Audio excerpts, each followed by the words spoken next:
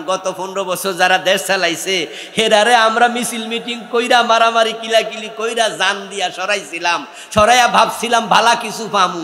এখন যেটা আইতা সেটা দেখি আগের চেয়ে আরো জঘন্য। গত 15 বছরও তো এরকম প্রস্তাব হয় নাই। এই প্রস্তাবনে আরেকটি জঘন্য জিনিস আছে, সেটা হচ্ছে তারা লিখেছে যারা আমাদের দেশে টাকা দিলে ইজ্জত বেচে ওদেরকে আমরা কি বলি? পতিতা। বাংলায় আরো শব্দ আছে, নিকৃষ্ট শব্দ আছে। ওরা বলছে না, যৌনকর্মী। শুধু যৌনকর্মী না, প্রস্তাবনা লিখছে ওদেরকে শ্রমিকের মর্যাদা দিতে হবে। কি নাউজুবিল্লাহ বলবেন না? যারা 10 টাকা 20 টাকা 50 টাকা 100 200 500 পাইলে রাস্তার মাঝে নিজের দেহ বিকিয়ে দেয়, ওদেরকে নাকি শ্রমিকের মর্যাদা দিতে হবে। যৌনকর্মী, আরে যৌনকর্মী হয় কেমনে? কাজ যে করে তাকে কি বলে? কর্মী। জেনাবা বিচার কি কর্ম না অপকর্ম? কাম না আকাম? তো আকাম করলে কিসে কর্মী? আল্লাহর কোরআনে আল্লাহ বলছে জেনা করলে বেদ দিতে হবে কয়টা? 100টা। জানিয়াতু ওয়াজানি ফাজলিদু কুল্লা ওয়াহিদিন মিনহুমা মিআতা জালদা। যদি অবিবাহিত নারী পুরুষ জেনা করে 100 বেত লাগায়া দাও, আর যদি বিবাহিত হয় তাকে পাথর মেরে হত্যা করো। এই হলো ইসলাম। আর তারা দাবি তুলেছে ওদেরকে মারাও যাবে না, বকাও যাবে না, বহু দূরের কথা এগুলা, বরং উল্টা তাদেরকে শ্রমিকের মর্যাদা। ওদের কথা কি? ওদের দাবি হচ্ছে শ্রম দিছে তো, কারণ জেনা করলেও তো শ্রম দেয়া লাগে, শ্রম দিছে তাই শ্রমিক। আমি আপনাদের কাছে প্রশ্ন করবো, আপনারা জবাব দেন। যারা চুরি করে তাদের কি শ্রম দেয়া লাগে না? চুরি করতে কষ্ট নাই? তো কয়দিন পরে চোরেরাও তো বলবে, তাহলে ওরা যদি শ্রমিক হয় আমরাও কি? আচ্ছা, যারা ডাকাতি করে তাদের শ্রম, তাদের কষ্ট কি ওদের সমান না আরো বেশি? কি রিস্ক নিয়ে ডাকাতি করা লাগে রে ভাই। তাহলে কয়দিন পরে ডাকাতরাও তো বলবে, যদি পতিতাদেরকে বেশ্যাদেরকে শ্রমিকের মর্যাদা দিতে পারো, ডাকাতদেরকে কেন দিবে না? এই দাবি আমাদেরকে জাহেলিয়াতের দিকে নিয়ে যাচ্ছে। এই দাবি গ্রহণযোগ্য না।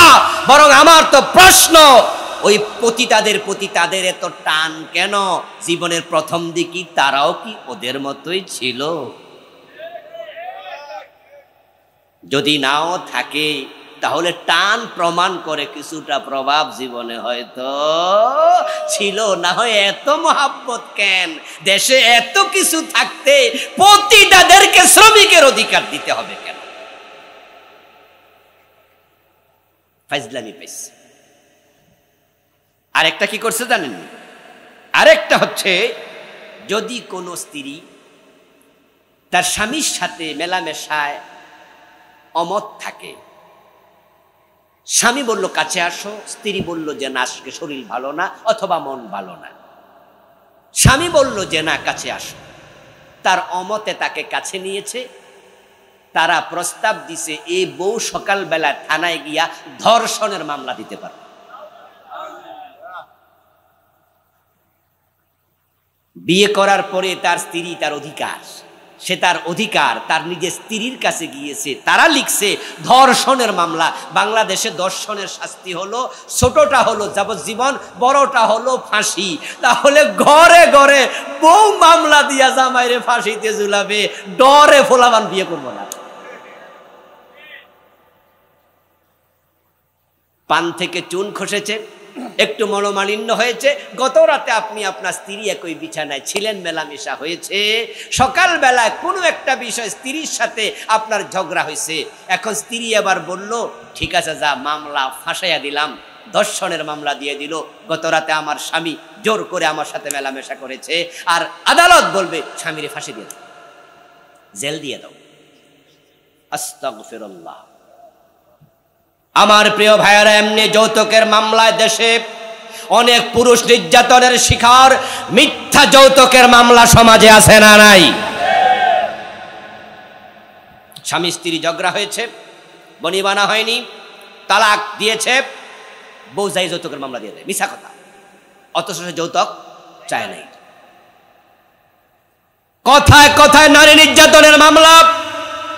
100টা নারী নির্যাতনের মামলা যদি হয় আদালতে, তার মাঝে শতকরা 60-65 ভুয়া মামলা, মিথ্যা। যে অভিযোগ করেছে অভিযোগ সত্য নয়, কিন্তু দেশে আইন নারী নির্যাতনের মামলা। এবার তাদের এই প্রস্তাব যদি কবুল হয় যে বউ যদি অমত থাকে স্বামীর বিরুদ্ধে ধর্ষণের মামলা দিতে পারবে, আর এটা যদি পাশ হয়ে যায়, আপনাদের এই নোয়াখালী এলাকা, এই সোনাইমুড়ি না কোন থানা, চাটখিল সোনাইমুড়ি, এই এলাকা মামলায় শোনা যায় যে বউ আদালতে মামলা দিছে, স্বামীর ফাঁসি হয়ে গেছে, অপরাধ ছিল কি মেলামেশা করছে, তো বিয়া করবো কি লেগা, তো বিয়া আর দরকার না, এমনি থাকো। আর তারা যখন বিবাহ নিষিদ্ধ করা, স্বামী স্ত্রীতে ঝগড়া করা, বিবাহ থেকে দূরে রাখায় সফল হবে, তখনই দেশে জেনার বাজার খুলে যাবে। আর যারা জেনা ব্যভিচার করবে তাদেরকে যৌনকর্মীর সম্মান কি শ্রমিকের মর্যাদা দেবে, তাহলে হে বাজার তো রমরমা, আবার বিয়ের বাজার বন্ধ, তাহলে হিজাব চলবে ভালো। উদ্দেশ্য দেখছেন, উদ্দেশ্য দেখছেন। আরেকটি প্রস্তাব তারা করেছে, যদি কোনো স্বামী তার স্ত্রীকে তালাক দেয়, তাহলে স্বামীর যে সম্পদ আছে তা বউকে অর্ধেক দিয়ে দিতে হবে। স্বামীর সম্পদ বিবাহ বিচ্ছেদে ভাগ হবে 50-50, 50-50। তাহলে যে বেটা বিয়া করছে ডরে জীবনও আর বউ না ছাড়তো না। আচ্ছা, বউ যদি না ছাড়ে, বউর সাথে মনোমালিন্য হয়, বউ তালাক দেওয়ার সুযোগ আছে, বউ নারী নির্যাতনের মামলা দেওয়ার সুযোগ আছে, বউ আবার ধর্ষণের মামলার সুযোগ আছে, তো স্বামী তালাক দেওয়ারও সুযোগ নাই, তাহলে স্বামী আত্মহত্যা করা ছাড়া উপায় নাই। নারী নীতি তারা উপস্থাপন করল, করতে গিয়ে তারা তাদের নারী নীতির প্রস্তাবনায় কয়েক জায়গায় নারী এবং পুরুষকে তারা দ্বন্দ্ব, দুজনকে দুই পাশে দাঁড় করিয়ে দেয়। বরং তারা তাদের প্রস্তাবনায় এক জায়গায় লিখেছে, বাংলাদেশে পারিবারিকভাবে ধর্মীয় অনুশাসন মানার কারণে নারীরা বৈষম্যের শিকার হচ্ছে। নাউজুবিল্লাহ করবেন না ভাইরা আমার? ইসলাম মানার কারণে নাকি নারীরা বৈষম্যের শিকার হয়। এই প্রস্তাব যে কয়টা মহিলা সিগনেচার করে দিয়েছে, ওই কমিটিতে ছিল যে মহিলাগুলো নারী কমিশনে, এই কথার কারণে সবগুলোর ঈমান চলে গেছে, বেঈমান হয়ে গেছে। এই কয়টাকে আবার নতুন করে কালেমা পড়তেই তাওবা করে ঈমান আনতে হবে, ঈমান শেষ, এমন প্রস্তাব দিচ্ছে। এটাকে যদি কেউ বিশ্বাস করে তাদেরও ঈমান শেষ। কারণ কি জানেন? কারণ হচ্ছে বৈষম্য অর্থ হলো মানুষের অধিকার না দেয়া। আপনি যাহা পাবেন তা না দিয়া আরেকজনকে দিয়ে দিচ্ছে, একজনকে দিচ্ছে আরেকজনকে দেয় নাই, অথচ দুইজনই পাওয়ার কথা। এই যে না দেয়া, বৈষম্য হচ্ছে এমন নীতি, যে নীতি মানুষকে তার প্রাপ্য অধিকার থেকে বঞ্চিত করে। ইসলাম মানলে মানুষ অধিকার পায় না অধিকার থেকে বঞ্চিত হয়? আল্লাহ কি অধিকার দিছে না কাইরা নিছে? আল্লাহর ইসলামে বৈষম্য থাকতে পারে? কি সব আল্লাহ কোরআনে বলেন, ইন্নাল্লাহা ইয়ামুরু বিল আদলি ওয়াল ইহসান। আল্লাহ তাআলা মানুষকে আদেশ করেছেন তারা যেন ন্যায় এবং ইনসাফ প্রতিষ্ঠা করে, ইহসান প্রতিষ্ঠা করে। যে আল্লাহ ন্যায় প্রতিষ্ঠার কথা বলে, ওই আল্লাহ বৈষম্য করে জুলুম করবে, এটা হতে পারে না। ইসলাম মানার কারণে নারীরা কোথায় বৈষম্যের শিকার? এই কথা তারা কেন বলল? তাদের দৃষ্টিভঙ্গি দেখুন। দৃষ্টিভঙ্গি হলো, বাবা যখন মরে যায়, মা যখন মরে যায়, বাবা মায়ের সম্পদে ছেলেরা পায় বেশি, মেয়েরা পায় কম। যদি ছেলে 2 টাকা পায় তাহলে মেয়ে পাবে কয় টাকা? 1 টাকা। ওরা বলতেছে এই তো ইসলাম আমাদের ঠকাইছে, নাউজুবিল্লাহ পড়ে, আমাদের কম দিছে, মেয়েদের কম দিছে। এটা হলো একটা। একজন পুরুষ একসাথে বিয়ে করতে পারে কয়টা? কিরে লাকসা মেলা, নোয়াখালী এলাকার মানুষ কি বিয়ে শাদী করে নাই? মাসলা জানেননি? বলেন না, বলেন। সাইর বিয়ে করা লাগবে না, ইসলামটা বলেন। এক বিয়ে করে তো অনেকে বাড়িতে ঘুমাইতে পারে না, 4টা করে, কিন্তু অনুমতি তো আছে নাকি? একজন পুরুষ কয়টা করতে পারে? একসাথে 4টা। একজন মহিলা পারে কয়টা? এই তো এরা এই যে বৈষম্য পাওয়া গেল। এই জন্য তাসলিমা নাসরিন অনেক আগ থেকে দাবি করতেছে পুরুষ যদি 4 বিয়ে করতে পারে আমিও 4 বিয়ে করব। বেশি চাওয়ার কারণে এখন জামাই একটা পুরুষরা 4 বিয়ে করতে পারে, মেয়েরা কেন পারবেন? তাসলিমা নাসরিন বলেছে যে বৈষম্য কোথায়? একজন পুরুষ যদি খালি গায়ে শুধু পায়জামা পরে লুঙ্গি পরে রাস্তায় হাঁটতে পারে, আমরা মহিলারা খালি গায়ে রাস্তায় কেন হাঁটতে পারবো না? পুরুষদেরকে অধিকার দেয়া হলো, নারীদেরকে কেন দেয়া হলো না? বৈষম্য। আস্তাগফিরুল্লাহ, কি দাবি, কি চিন্তা মস্তিষ্ক পৌঁছে গেছে। ইসলাম মানার কারণে পারিবারিক ভাবে মেয়েরা বৈষম্য শিকার, কারণ ইসলামে আছে পুরুষ হবে শাসক, নারীরা হবে তাদের শাসিত। পরিবারের মাঝে যিনি পুরুষ তিনি হবেন নেতা, অভিভাবক, দায়িত্বশীল। আর রিজালু কাওয়ামুনা আলান নিসা, কোরআনে আল্লাহ বলেন পুরুষরা হবে নারীদের নেতৃত্ব দানকারী। এই তো এখন তারা বৈষম্য পাইছে যে পুরুষ যদি নেতা হয় আমরা কেন নেতা হব না? এই জাতীয় কিছু উদ্ভট চিন্তা মাথায় ঢুকছে। ঢোকার কারণে তারা বলছে যে ইসলাম মানলে বৈষম্য হয়। তাদের সংস্কারের প্রস্তাব হলো পারিবারিক জীবনে আইন করে ধর্মকে বাদ দিতে হবে।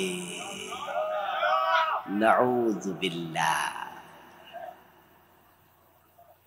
খেয়াল করেন বিষয়টা, কি সাহস! 92% মুসলমানের দেশে কি প্রস্তাব দিল, আইন কইরা পারিবারিক জীবনে ইসলাম বাদ দিতে হবে, এ বৈষম্য তুলে দিতে হবে। আযুবিল্লাহি মিন যালিক। আশ্চর্য প্রস্তাব। অথচ অগাস্ট বিপ্লবের পিছনে এই দেশের ইসলামের পক্ষ জনশক্তির ভূমিকা ছিল সবচেয়ে বেশি। প্রায় 2000 শহীদ হয়েছে অগাস্ট বিপ্লবে। তার মাঝে ইসলামের পক্ষ শক্তির মাঝে শতকরা 90% শহীদ। আর তারা আমাদের রক্তের উপর দাঁড়াইয়া ক্ষমতা পাইয়া এখন ইসলাম বাদ দেওয়ার প্রস্তাব দেয়। কি দুঃসাহস! এই জন্য আমরা মেসেজ দিচ্ছি, সেমিনার করে, আজকে বিক্ষোভ সমাবেশ করে, সোহরাওয়ার্দী উদ্যানে, আজকের মাহফিলে, ইউটিউব চ্যানেলগুলোর মাধ্যমে আমরা মেসেজ দিচ্ছি, ইসলামের ব্যাপারে আঙ্গুল তুললে সে আঙ্গুল ভেঙ্গে ফেলা হবে।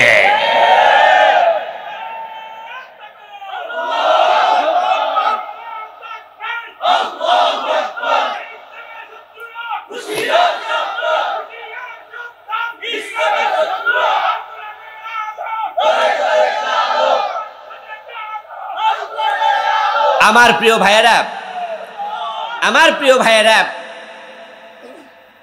তাদের কথা শুনে মনে হয়েছে যে আসলে তো ইসলাম তো মেয়েদেরকে কম দিছে, বাবার সম্পদে ছেলে পাবে 2 টাকা, মেয়ে পাবে 1 টাকা, তাহলে তো তারা ঠিকই তো কইছে, বৈষম্য তো আছে। একটা পুরুষ 4টা বিয়ে করতে পারে, একটা মহিলা একসাথে 4টা করতে পারে না, তো বৈষম্য তো আছেই। আরে ভাই, আপনার আকল কম, জ্ঞান কম, এই জন্য আপনি বৈষম্য বোঝেন না। এটা বৈষম্য না, এটা হচ্ছে বৈচিত্র্য। ইসলামে বৈষম্য নাই। ইসলাম কোথাও পুরুষকে প্রাধান্য দিছে, আবার কোথাও নারীকে প্রাধান্য দিয়েছে। কোথাও পুরুষকে কম দিছে, কোথাও পুরুষকে বেশি দিছে, কোথাও নারীকে কম দিছে, কোথাও নারীকে বেশি দিছে। যেখানে যাহা দরকার সেখানে ইসলাম তাই দিয়েছে। এটা ইসলামের বৈচিত্র্য, এটা বৈষম্য না। নারী কমিশনের সদস্যগুলো তারা বৈষম্য আর বৈচিত্র্য বোঝে নাই, ওরা গোলায় ফেলছে। নবীজি সাল্লাল্লাহু আলাইহি ওয়াসাল্লামের কাছে একজন সাহাবী গেলেন, জিজ্ঞাসা করলেন, ইয়া রাসূলুল্লাহ, মান আহাক্কু বিহুসনি সুহবাতি? ও প্রিয় নবী, এ দুনিয়া যত মানুষ আছে, আমার কাছে সবচেয়ে ভালো ব্যবহার কে পাবে? আমার রাসূল বললেন, উম্মুকা, সবচেয়ে ভালো ব্যবহারের অধিকার হচ্ছে তোমার মায়ের। সবচেয়ে ভালো ব্যবহার পাবে তোমার মা। সুম্মা মান? ইয়া রাসূলুল্লাহ, এর পরে? রাসূল বলে, তোমার মা। ওই সাহাবী আবার প্রশ্ন করলেন, ইয়া রাসূলুল্লাহ, সুম্মা মান? এরপর? রাসূল বলেন উম্মুকা, তোমার মা। কয়বার বললেন? আমি সবার থেকে জবাব চাইবো, দয়া করে জবাব দেন, কয়বার? সাহাবী আবার প্রশ্ন করলেন সুম্মা মান, হে রাসূল তারপরে? রাসূল বলে আবুকা, তোমার বাবা। এখানে মায়ের কথা কয়বার? বাবার কথা কয়বার? এখানে মাকে কম দেয়া হলো না বেশি? আমরা পুরুষরা কোনোদিন বলছি বাবারা যে এখানে আমরা বৈষম্যের শিকার?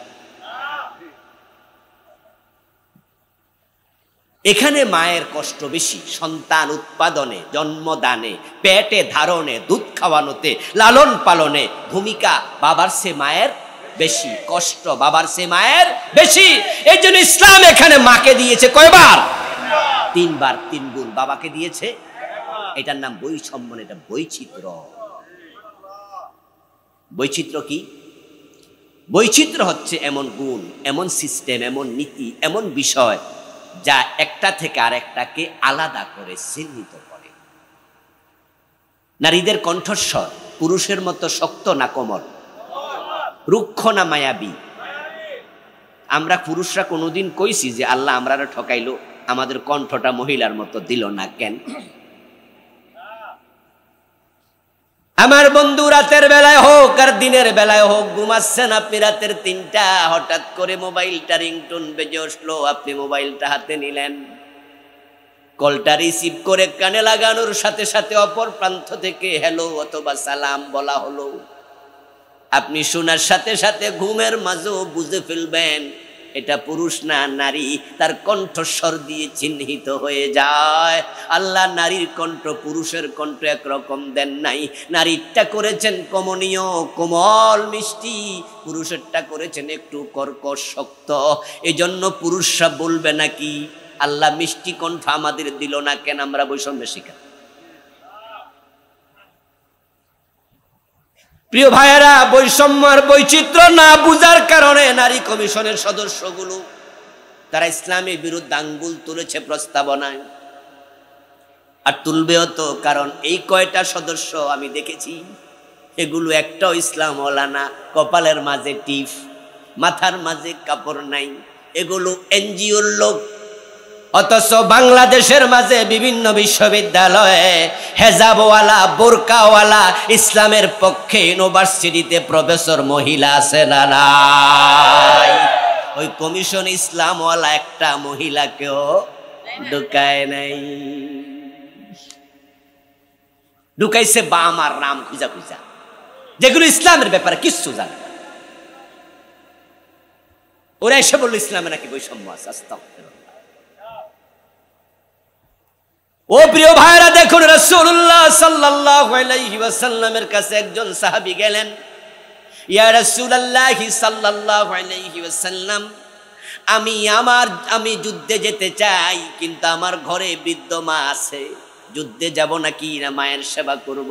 আমার রাসূল বললেন, মা যেহেতু বৃদ্ধা, তাহলে তুমি যুদ্ধে যেও না, মায়ের সেবা করো। ইন্নাল জান্নাতা তাহতা আকদামিল উম্মাহাত, যুদ্ধে যাইয়া জিহাদ করলে যে জান্নাত পাইবা, ওই জান্নাত তোমার মায়ের পায়ের নিচে আছে।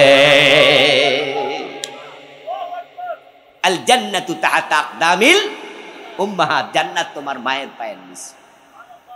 এই বাবারা, এখানে তো আমরা সবাই পুরুষ, আমরা তো বাবার জাতি, ঠিক কি না? আপনারা বলুন তো, জান্নাত বাবার পায়ের নিচে কোনো হাদিস আছে? তাহলে ইসলাম এখানে প্রাধান্য কাকে দিয়েছে? মাকে। মাকে এখানে নারীকে আগায় দিছে। আমরা বলিনি এটা বৈষম্য, এটা বৈচিত্র্য। প্রিয় ভাইরা, আচ্ছা, আমরা যখন বিয়ে করি, বিয়েতে মহরা নাকে দেয়? পুরুষ। বিয়ে কি শুধু পুরুষের প্রয়োজন? মেয়েদের কি বিয়ে দরকার নাই? ভাতের অভাবে মানুষ বিয়া দেয়, তাহলে বড় লোকেরা কি মাইয়া বিয়ে দিত? তাদের তো ভাত ঘরে আছে। বিয়ে মহিলারও দরকার, তাহলে মোহর শুধু পুরুষ কেন দেবে? মোহর দেয়া কি নফল না ফরজ? ওমা কথা কয় না কেন ভাইয়ারা? কোরআনে মোহরের কথা আছে কিনা? ওয়াতুন নিসা সাদাকাতিহিন্না নিহলা সাদাকাতিহিন্না ফরিদা, আল্লাহ বলে এটা ফরজ, মোহর দাও। তো বিবাহ মহিলারও দরকার, বিবাহ পুরুষেরও দরকার, তো মোহর আমরা একা দেব কেন? আমরা কোনোদিন প্রশ্ন তুলছি? আমরা বলছি আমরা পুরুষেরা বৈষম্যের শিকার? এটা আল্লাহ তাআলার বৈচিত্র্য, আল্লাহ বলেছে। আচ্ছা, পুরুষের অংশে মোহর দিয়েছে, এখন মহিলাকে সম্পদ কম দিল কেন? বাবার সম্পত্তিতে, মায়ের সম্পত্তিতে, কারণ নারীকে আল্লাহ এখানে কম দিছে, আবার স্বামীর সম্পত্তিতে হকদার বানাইয়া দিছে। মোহরে হক আছে।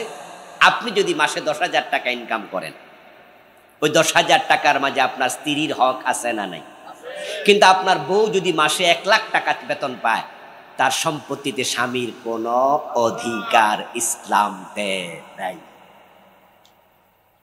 কারণ স্বামীকে পরিপালন করা নারীর দায়িত্ব না। তাহলে ইসলাম এখানে নারীর সম্পদ যা দিল, বিয়ের সময় মোহর পাইল, আবার স্বামী মারা গেলে 4 আনা পাবে, 8 আনা পাবে, বাপ মারা গেলে সেখানে অর্ধেক পাবে। তাহলে নারী যা কামাইলো, খরচের জায়গা তো নাই, খরচের দায়িত্ব তো স্বামীর এবং বাবার, ঠিক কিনা? আমার মেয়ে যখন আমার অধীনে থাকে, বিয়ে না দেয়া পর্যন্ত তার ভরণ পোষণ, খাবার দাবার সব আমি বাবা, এটা আমার দায়িত্ব। যখন তাকে আমি বিয়ে দেব, তার মরা পর্যন্ত তার স্বামীর দায়িত্ব। তাহলে মেয়ে যে টাকা পয়সা পাইলো, এটা খরচ হলো না থাকলো। আর পুরুষ যা কামায়, ইয়েস, আল্লাহর ইসলাম কত সুন্দর। ও পাগলা মানুষ বুঝে না, সব জায়গায় সমতা চাইও না। তোমরা যে বৈষম্য বৈষম্য বলো, সমান বানাতে চাও, পাগলের দল। 5টা আঙ্গুল কি সমান না ছোট বড়? ছোট বড় না? দেখবেন একটা জায়গায় যখন কোনো কিছু ধরেন, তখন কিন্তু আঙ্গুলগুলো সমান হয়ে যায়। লক্ষ্য করেন, যখন আপনি ধরবেন তখন কিন্তু এই সুবহানাল্লাহ। নারী পুরুষকে আল্লাহ আলাদা বানাইছে, ডিজাইন আলাদা দিছে। একটা পরিবার তৈরিতে, রাষ্ট্র তৈরিতে নারী পুরুষের ভূমিকা আল্লাহ অনেক জায়গায় সমান বানাইয়া দিছে। আজকে আপনাদের সামনে বসে আবুল কালাম আজাদ ওয়াজ করতেছে, আমি আলেম হওয়ার পিছনে আমার বাবার ভূমিকা আছে, মায়ের নাই?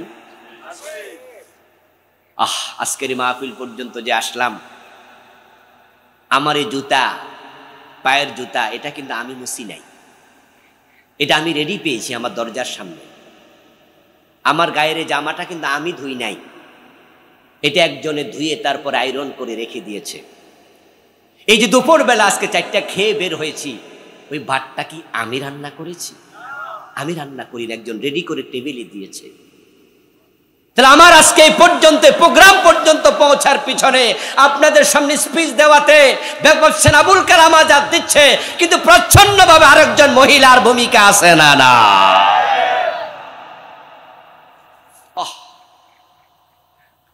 তারা সমান বানাতে চায়, আজীব। আরে টিউব এবং টায়ার, গাড়ি যখন চলে, গাড়ির চাকার সাথে টিউবও থাকে, বাকিটা কোন না কি ভাইয়েরা? টায়ার থাকে না? টায়ার এবং টিউব দুইটা কি এক জায়গায় থাকে? একটার অবস্থান ভিতরে আর একটার অবস্থান বাহিরে। আল্লাহ তাআলা বাবা আদম আলাইহিস সালামের দেহের অংশ থেকে মা হাওয়াকে বানায়া বুঝাইছে, হাওয়া তোমার অবস্থান থাকবে ঘরের ভিতরে, এজন্য পেটের ভিতরের হাড্ডি থেকে তোমার বানাইছি। সুবহানাল্লাহ পড়েন। আর আদম রে বানাইছে জমিনের পৃষ্ঠদেশের মাটি থেকে। আল্লাহ ফেরেশতাকে বলছে তামাম পৃথিবীর পৃষ্ঠদেশ থেকে মাটি সংগ্রহ করে আনো, পৃষ্ঠদেশ পর্যন্ত, উপর উপর জমিনের উপরের অংশ থেকে আদমকে বানাইছে। আর হাওয়ারে বানাইছে ফ্যাডের ভিতরের হাড্ডি থেকে, বুঝাইছে পুরুষেরা বাহিরে থাকবে, নারীরা ঘরে থাকবে, ঠিক না? এটা বৈষম্য না বৈচিত্র্য? আচ্ছা, টিউব যদি মিছিল করে যে থাকবো না কো বদ্ধ করে, দেখবো এবার যে আমরা টায়ারের ভিতরে আর থাকবো না, আমরা টিউবেরও উপরে যাইতে চাই, গাড়ি চলবে তো? চলবে? আচ্ছা, এই যে আমার হাতের আঙ্গুল, এই আঙ্গুল যদি ছোটরা যুদ্ধ শুরু করে দেয় বড়টার সাথে, ওই যে সমতা, মহিলারাই তো বলতেছে আমরা পুরুষের সমান হয়ে যাবো, আমরা অর্ধেক থাকবো না, নারী পুরুষ সমান সমান লাগবে সব জায়গায়। আচ্ছা, এখন এই আঙ্গুলটা যদি যুদ্ধ শুরু করে দে বড়টার সাথে, যে তুমি বড় থাকতে পারবা না, আমাদের সমান হও, তাহলে বড় আঙ্গুলটা কাইটা লাইলে পরে দুইটা সমান হয়ে যাবে, বাকি তিনটা যুদ্ধ করবে, আমাদের সমান হও, তাহলে কাইটা লাইলে এ তিনটা সমান হবে। ছোট আঙ্গুল যুদ্ধ করবে, তোমরাও সমান হও, কাইটা ফেললে চারটা সমান হবে। বৃদ্ধ আঙ্গুল যুদ্ধ করে বলবে না তোমরা বড় থাকবা কেন, সমান হয়ে যাও। এখানে কাইটা সমান করলে হাত থাকবে না মাসুলটা নিয়ে?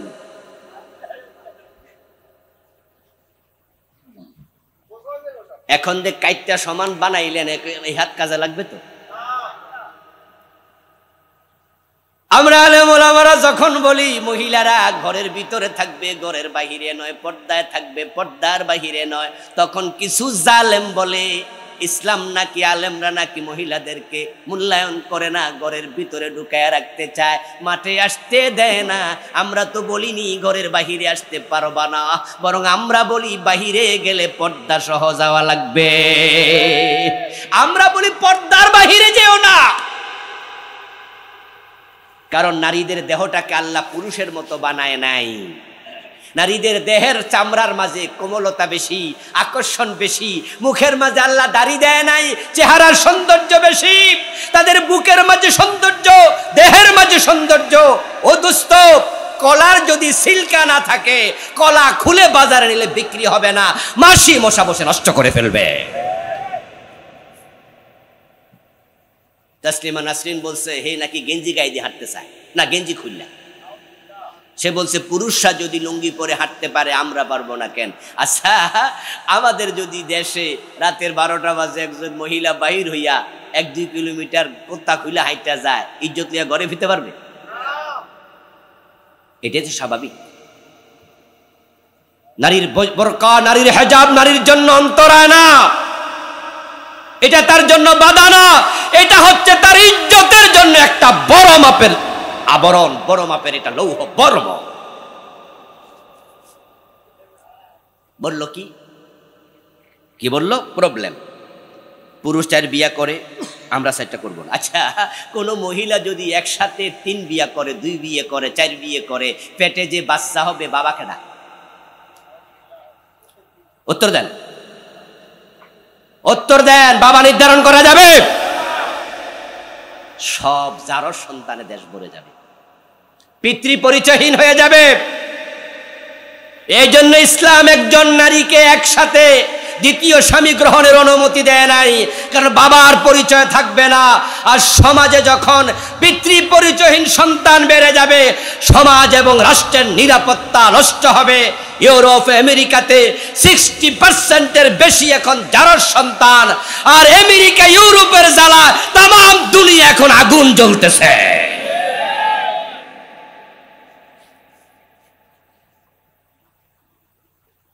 জারজ সন্তানরা যুদ্ধ বাঁধিয়ে দেয়, তারা পৃথিবীকে ধ্বংস করে দেয়।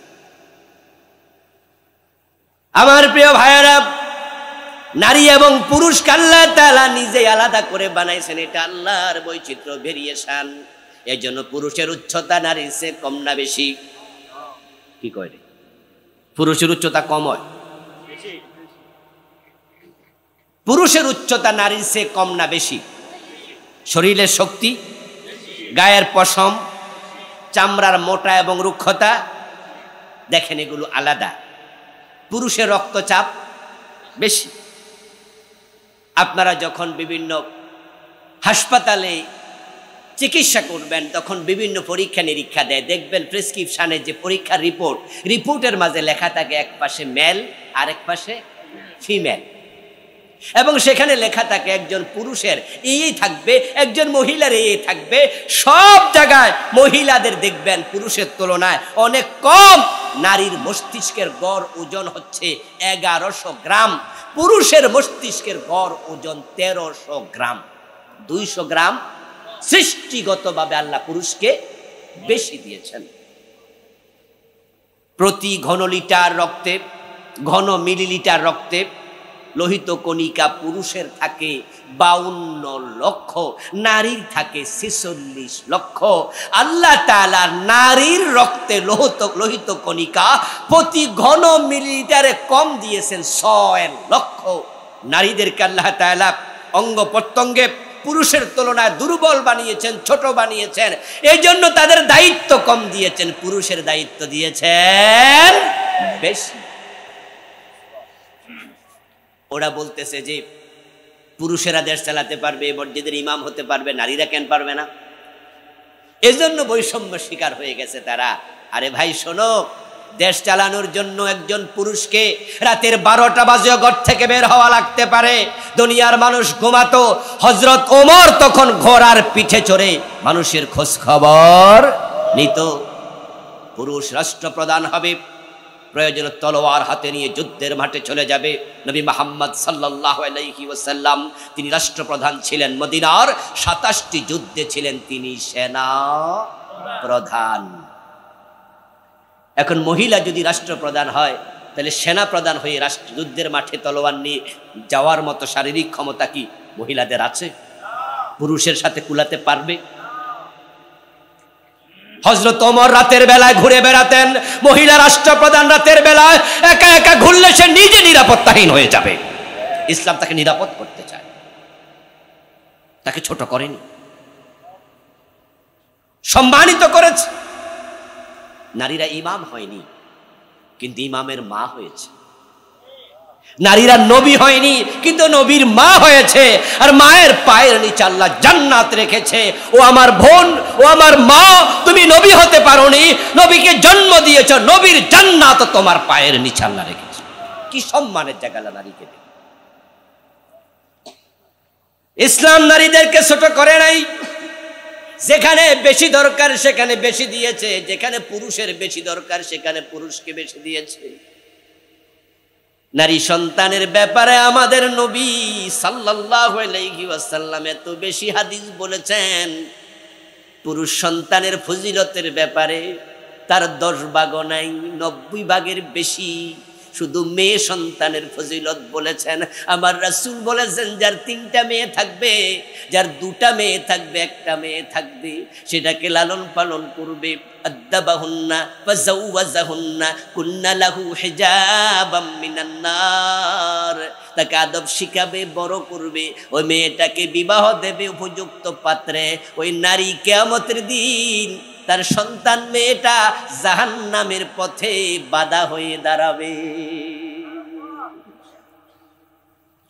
নবীজি বলতেন, আমি মেয়ের বাবা, আমি মেয়ের বাবা। আমরা মেয়েদেরকে ছোট করি না, ইসলাম মেয়েদেরকে ছোট করেনি। আমার বোনেরা আজকে প্রস্তাব দিল নারী কমিশনে যাইয়া, ইসলাম মানা দরকার নাই, ইসলাম মানলে বৈষম্য হবে। কত আফসোস তাদের জন্য। ইসলামের ইতিহাস পড়ো ও আমার বোনেরা, দেখো ইসলাম যে যুগে এসেছিল ওই যুগে মেয়ে সন্তান হলে বাবারা মাটির নিচে জীবিত কবর দিত। ইসলাম আসার পরে মেয়ে সন্তানকে কবর দেয়া নিষেধ করা হয়েছে, তখন থেকে তোমরা বেঁচে আছো। কোরআনে আল্লাহ বলছেন, ওয়াইদাল মাউদাতু সুইলাত বিআইয়ি যামবিন কুতিলাত। যে কন্যা সন্তানটাকে জীবিত কবর দেয়া হলো, হাসরের দিন আল্লাহ মেয়েটাকে জীবিত করে বাবার সামনে দাঁড় করাবেন। বাবার সামনে দাঁড়িয়ে মেয়েটা প্রশ্ন করবে, কোন অপরাধ আমার ছিল, কেন আমাকে হত্যা করেছ, জবাব দাও। ও বাবা জবাব দিতে পারবে না। সুতরাং এখন থেকে মেয়ে শিশুকে জীবিত কবর দেয়া যাবে না। ইসলাম এসে তোমাদের বাঁচালো, স্বামীর সম্পদে অধিকার দিল, স্বামীকে মহারানা দিয়া তোমার হাতে টাকা তুলে দিতে বাধ্য করলো। যেখানে মায়ের পায়ের নিচে জান্নাত দিল, রাসূল মায়ের কথা 3 বার বাবার উপরে প্রাধান্য দিল, আর তোমরা এসে ইসলামের বিরুদ্ধে কথা বলো। এটা বড় পরিতাপ। 92% মুসলমানের দেশে এই উল্টা পাল্টা কমিশনের রিপোর্ট গ্রহণ করা হবে না, বরং এই রিপোর্টকে বাতিল করতেই হবে। ইসলামের ব্যাপারে প্রশ্ন তোলার কারণে বৈষম্য হয়। ইসলাম মানলে, ধর্ম মানলে, এই কথা বলার কারণে তাদের প্রত্যেকটার বিরুদ্ধে ধর্ম অবমাননার মামলা হওয়া দরকার। এই কমিশনের প্রতিটা সদস্যকে মামলার মুখোমুখি, বিচারের মুখোমুখি করা দরকার। তারা নারীকে প্রতিপক্ষ বানাইছে।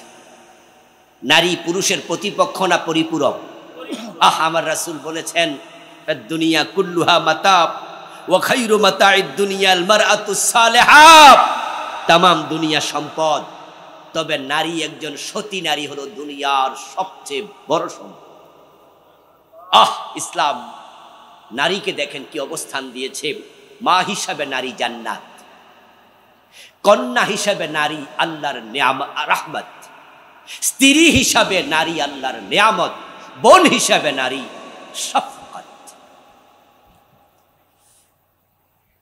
কিন্তু আমরা কি করেছি? আল্লাহর সীমা লঙ্ঘন করছি। আল্লাহর দেয়া সীমা ভালো লাগে না। যে বিদ্যুৎ ছাড়া আমাদের এই প্যান্ডেলটা 1 মিনিটে 1 সেকেন্ডে কি অন্ধকার হয়ে গেল।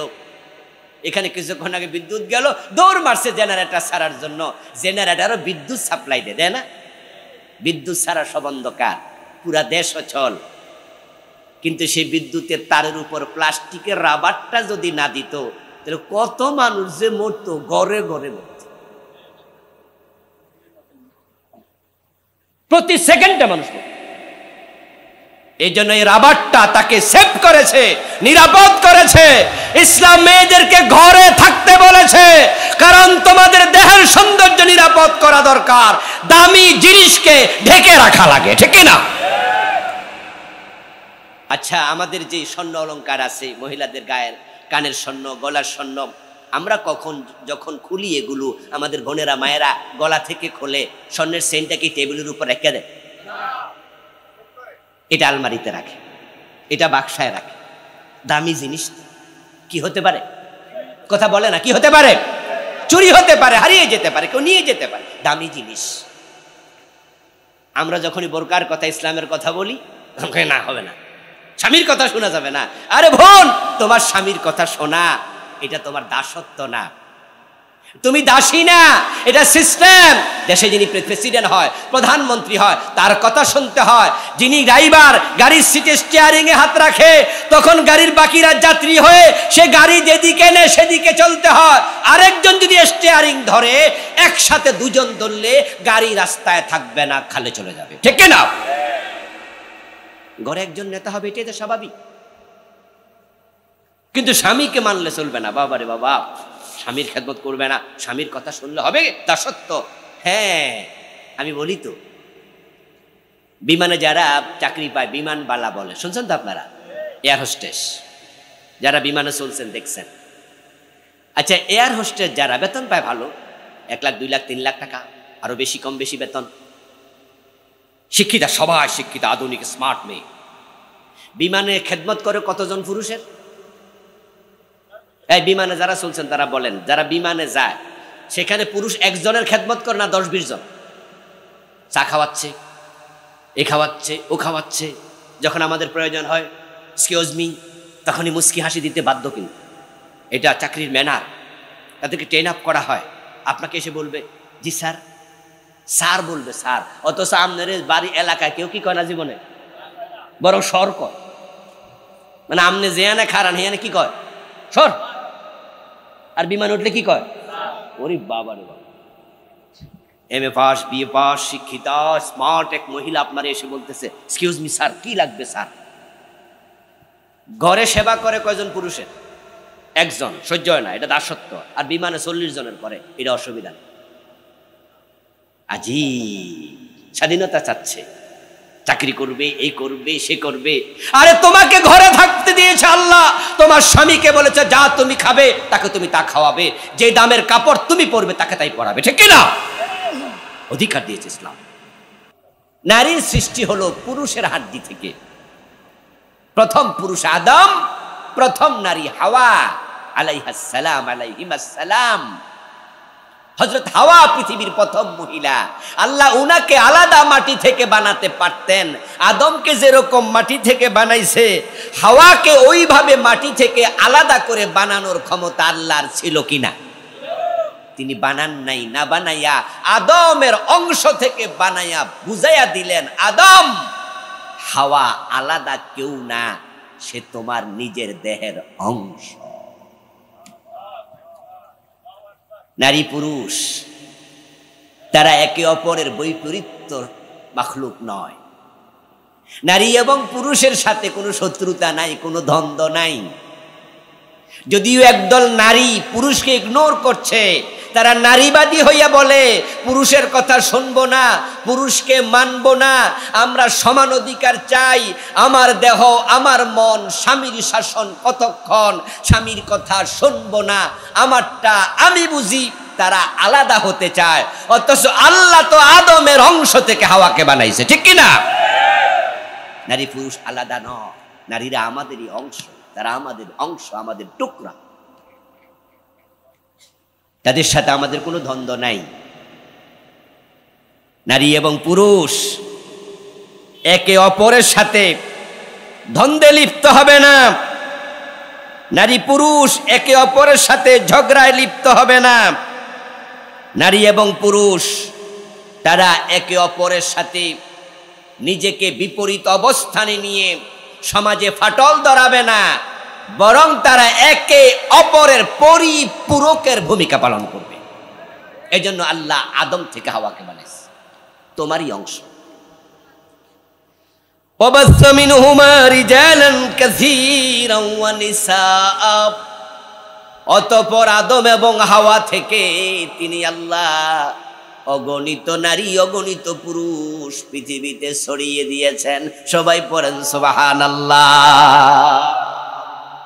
আদম হাওয়া থেকে এবার আল্লাহ তাআলা তাদের বিয়ের মাধ্যমে দুনিয়ায় জান্নাতি বিয়ে পড়াইয়া দিলেন, পরে দুনিয়ায় পাঠাইয়া দিলেন, তারপরে তাদের থেকে সন্তান শুরু হলো। ঐতিহাসিকদের বর্ণনায় পাওয়া যায় হযরত আদমের 20 জোড়া সন্তান হয়েছে, 40 জন, কেউ কেউ বলেছেন 20 জোড়া না 40 জোড়া, 80 জন, কম বেশি বক্তৃতা আছে। তবে প্রতি জোড়াতে ছেলে হতো একটা, মেয়ে হতো একটা। পৃথিবীতে মানুষ আসা শুরু হলো। এই ধারাবাহিকতা কিয়ামত পর্যন্ত চলতে থাকবে। এই আয়াতে কারিমা থেকে যে মেসেজ আজকে আপনাদেরকে আমি দেওয়ার জন্য আয়াত সামনে এনেছি, ওই মেসেজ হচ্ছে নারী এবং পুরুষের মাঝে দ্বন্দ্ব বাঁধাইয়া দিতে চায় এমন ষড়যন্ত্র বাংলাদেশে নতুন করে শুরু হয়েছে। অথচ নারী পুরুষের মাঝে কোনো দ্বন্দ্ব নাই। ডক্টর ইউনূসের সরকার বাংলাদেশকে বিভিন্ন জায়গায় সংস্কার করে নতুন করে সাজাতে চায়। 54 বছরের বাংলাদেশ, সংস্কার একটি চলমান প্রক্রিয়া। শুধু আল্লাহর কোরআনের সংস্কারের কোনো প্রয়োজন হয় না। আমরা যে বই লিখি, আমাদের বইও কিন্তু আমরা 1-2 বছর পরে, 3 বছর পরে এটারে নতুন সংস্করণ বের করি। দেখবেন যে আমার লেখা 8টা বই আছে, আলহামদুলিল্লাহ, অনেক লেখক লিখেছে। দেখবেন এখানে লেখা আছে, আমরা যখন বই ছাপাই তখন যদি এবছর ছাপাইছি, আগামীবার শেষ হয়ে গেছে, ঠিক এটা আবার ছাপাইছি, তাহলে আমরা বলি প্রকাশ, সংস্কার বলি না, সংস্করণ বলি না। এটার প্রথম প্রকাশ 2024, দ্বিতীয় প্রকাশ 2025, আবার ছাপাইছি 2026। কিন্তু আমার এই বইতে কিছু বাদ দিছি, কিছু নতুন করে লিখছি। আমার কাছে মনে হয়েছে যে এই বইতে যা লিখছি এই তথ্যটা ভুল ছিল, এটা বাদ দেয়া দরকার, অথবা এখানে আরো কিছু যোগ করা দরকার ছিল, এটা যোগ করা দরকার। তাহলে আমি পরের বার যখন ছাপাবো এটার নাম হলো সংস্করণ, এটার প্রকাশ লিখব না। আমি কি কথা বুঝাইতে পারতেছি? আল্লাহর কোরআন অনবদ্য এক কিতাব। এটা নাজিল হয়েছে, বয়স হয়ে গেছে কত, 1450 বছরের কাছাকাছি।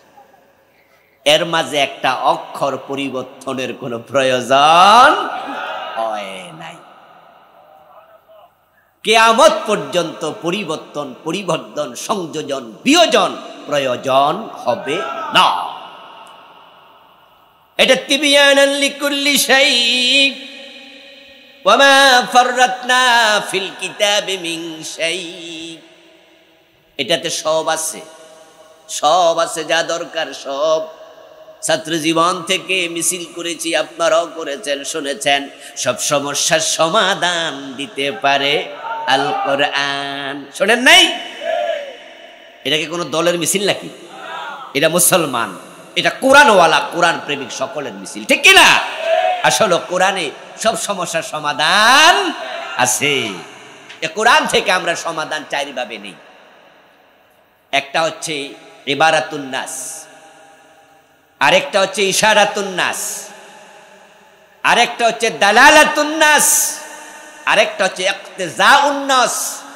কোরআনে সবকিছু বক্তব্য স্পষ্ট নাই, কোনোটা আছে স্পষ্ট একবারে সরাসরি এবারতে আছে, কোনোটা এবারতে নাই, সেটা শব্দ দিয়ে বোঝা যায় দালালাত, কোনোটা ইশারা দিয়ে বোঝা যায়। ইশারা দিয়ে বোঝা যায় না? যারা বোবা মানুষ তারা কি সরাসরি শব্দ বলে? কিন্তু তাদের কথাগুলো কি দিয়ে বলে? কথা বলে না ভাই, কি দিয়ে বলে? আচ্ছা, বোবা ইশারা দিলে আমরা বুঝি না? দেখেন কোরআনের কিছু শব্দ আছে ইশারা দিয়েছে, ইশারা দিয়ে বোঝা যায়। কিছু আছে ইক্তেজা, তার চাহিদা দিয়ে বোঝা যাবে। কোরআনে সব আছে, এ কোরআনের সংস্করণের কোনো প্রয়োজন নাই। কোরআন অবিচল, কিন্তু আর কোরআন বাদ দিয়া যত বই আছে কিতাব আছে সব জায়গায় ভুলের সম্ভাবনা আছে, তাই সেটার মাঝে পরিবর্তন হওয়ার সম্ভাবনাও আছে। সেখানে কিছু গ্রহণীয় আবার কিছু হয় বর্জনীয়। যে হাদিস রাসূল আমাদেরকে শুনাইছেন ওই হাদিসের বইয়ের মাঝে অগ্রহণযোগ্য হাদিস আছে না নাই? এই জন্য দেখবেন যে মুহাদ্দিসরা যখন আলেমরা কথা বলে তখন বলে যে হাদিসটা জাল। এই শব্দটা কি আপনারা শোনেন নাই? বলে এটা জাল হাদিস, কিতাবে আছে কিন্তু এটা গ্রহণ করা যাবে না। শুধু কোরআন টপ টু বটম, বা থেকে বিসমিল্লাহর নাসের নাসিন পর্যন্ত যা আছে সবটা গ্রহণীয়, একটা অক্ষর বর্জন করা যাবে না। সব তো বাংলাদেশ সরকার ৫৪ বছর ধরে চলে আসা বাংলাদেশের অনেক জায়গায় সংস্কার করতেছে। সে সংস্কারের লাইন ধরে নারী কমিশন বানাইছে। অগাস্ট বিপ্লবের পরে কথা উঠেছে যে সংস্কার হোক, ওকে, যেগুলো ভুল আছে যেগুলো বাদ দাও, যেগুলো অপ্রয়োজনীয় বাদ দাও, যেগুলো নতুন করে দরকার ঢুকাও। আমাদের সংবিধান লিখেছে 72-তে, দেশ স্বাধীন হলো 71-এ, দ্বিতীয় বছরে সংবিধান লেখা হয়, চলছে 2025। এ পর্যন্ত আমাদের সংবিধান পরিবর্তন হয়েছে 18 বার। শিক্ষিত লোকেরা সবাই জানেন কতবার পরিবর্তন হয়েছে? 18 বার। এবার যখন আবার হবে তাহলে মোট কতবার হবে? 19 বার। তবে এবার একটু বেশি পরিমাণ সংস্করণ হবে। সরকার সংস্কার করছে, তার মাঝে এবার নারী কমিশন নামে একটা কমিশন বানাইছে যে বাংলাদেশে নারীদের ব্যাপারে তোমরা কিছু প্রস্তাবনা দেও। কিন্তু ইউনূসের সরকারের নারী কমিশন এমন প্রস্তাব দিছে যে প্রস্তাবে এমন কিছু অংশ আছে যেগুলো বিশ্বাস করার সাথে সাথে মানুষ কাফের হয়ে যাবে।